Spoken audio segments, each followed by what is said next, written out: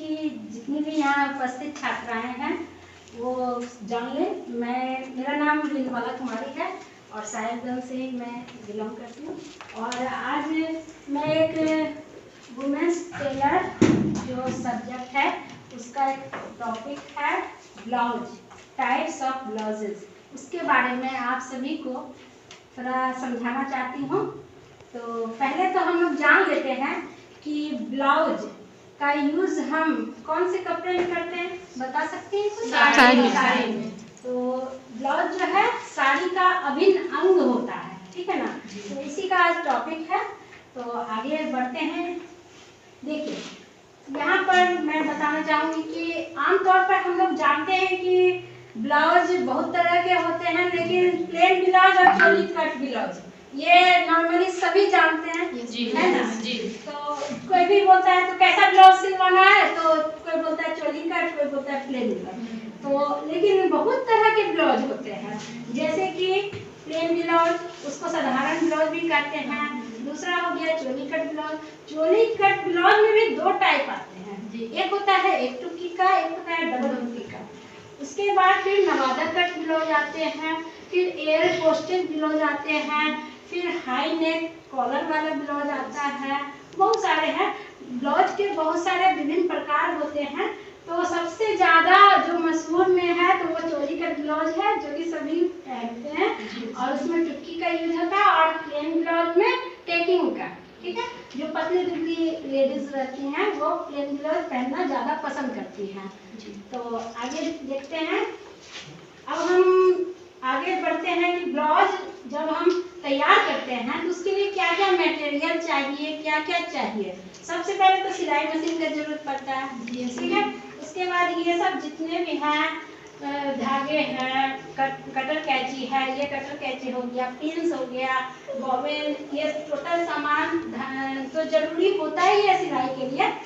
और इसके अलावा भी जैसे कि हम गला का डिजाइन वगैरह बना रहे हैं तो उसमें पेस्टिंग पेपर का जरूरत होता है, और बटन वगैरह भी बहुत जगह यूज होता है हाई नेक कॉलर वगैरह बनाने में। तो पॉइंटर लीजिए। हाँ, तो जैसे कि अगर हम गला का गोलाई करते हैं तो उसके लिए भी आता है स्केल, आता है एल कर्व स्केल आता है, जिससे कि हम गला का गोलाई बहुत ही आसानी से कर लेते हैं। हमें कम समय में हम ज्यादा काम कर सकते हैं, कम मेहनत में हम ज्यादा काम कर सकते हैं। तो ये सब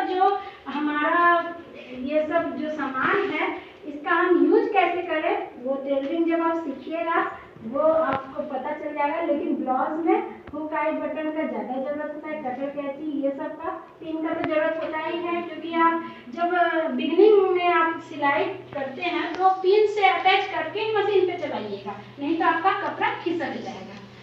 और उसके बाद मटेरियल में क्या क्या चाहिए, तो जैसे कि ये नेट का कपड़ा हुआ, ये साड़ी का। नॉर्मली ब्लाउज किस कपड़े में सिला जाता है? कॉटन में 2x2 रूबिया कपड़ा होता है ब्लाउज पीस। वो कितने मीटर का आता है?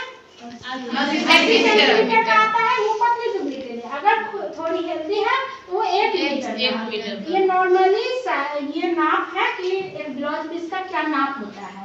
उसके अलावा वेलवेट की भी ब्लाउज होती है, है ना। और आजकल तो वेलवेट की ब्लाउज बहुत ज्यादा प्रचलन में है, और नेट के कपड़े की। तो आगे देखते हैं। अब जब हम ब्लाउज बना लेते हैं, ठीक है ना, तो ब्लाउज बनाने में क्या होता है, बहुत सारे ऐसे हमसे गलतियां हो जाती है जिससे कि कंधे गिरने की प्रॉब्लम आती है। फिर ये होल आ जाता है यहाँ पर आर्म होल में, तो उससे कैसे बचा जाए वो हम जब सिलते हैं तो सबसे पहले इसके लिए तो हमें डोरी का यूज कर लेते हैं, तो थोड़ा बहुत तो ये प्रॉब्लम सॉल्व हो जाती है। लेकिन ये प्रॉब्लम होती क्यों है और इसका सलूशन कैसे है, तो ये प्रॉब्लम होती है कंधे गिरने की, कि जब हम किसी का पुट, कंधा को पुट बोला जाता है सिलाई की भाषा में, जब हम कंधे लेंगे, किसी का पुट लेंगे तो उस बॉडी के अकॉर्डिंग ही लेंगे। अगर कोई पतली दुबली है तो हम उसका पुट कम लेंगे, मोटी है तो ज्यादा। नॉर्मली 6 इंच का पुट लिया जाता है, लेकिन अगर पतली दुबली है और बड़ा गला पहनती है, गला के आधार पे भी हमारा टूट जाता है। अगर वो हम ध्यान ना रखें तो ऐसा प्रॉब्लम क्रिएट होता है। और दूसरा है ये झोल आ जो आर्म होल का छांट होता है तो बाजू में भी छांट पड़ता है और बॉडी में भी छांट पड़ता है। तो अक्सर हम लोग ध्यान नहीं देते हैं या फिर कम नॉलेज की वजह से हम लोग इस पे ध्यान नहीं देते हैं। कभी कभी दर्जी लोग से भी ये गलती हो जाती है। तो ऐसा प्रॉब्लम ना हो तो हमें इसका भी ज्ञान होना चाहिए।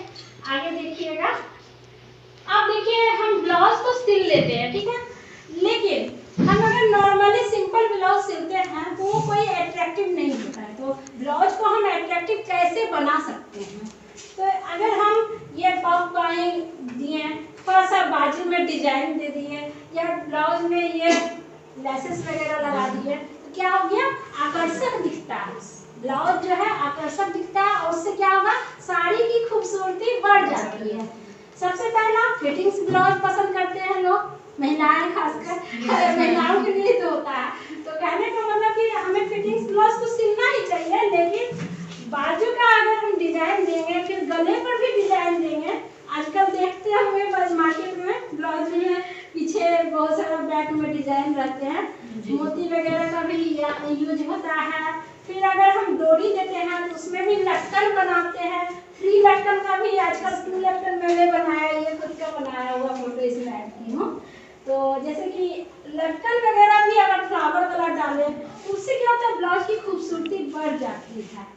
तो आज हमने सीखा कि ब्लाउज का हम निर्माण करने में किस तरह के क्या क्या मटेरियल का जरूरत होता है, कितने टाइप के ब्लाउज होते हैं। उसके बाद अगर हम ब्लाउज के कटिंग में कोई तरह की गलती कर देते हैं तो क्या क्या प्रॉब्लम फेस करना होता है हमें, और उसके बाद हमें ब्लाउज को अट्रैक्टिव बनाने के लिए क्या क्या करना होता है।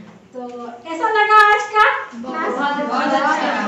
वैसे तो एक दिन का ये होता नहीं है, मैं आगे से अगर आप लोग आगे इसका जो बेसिक से स्टार्टिंग करेंगी तब आपको और भी अच्छा से समझ आएगा।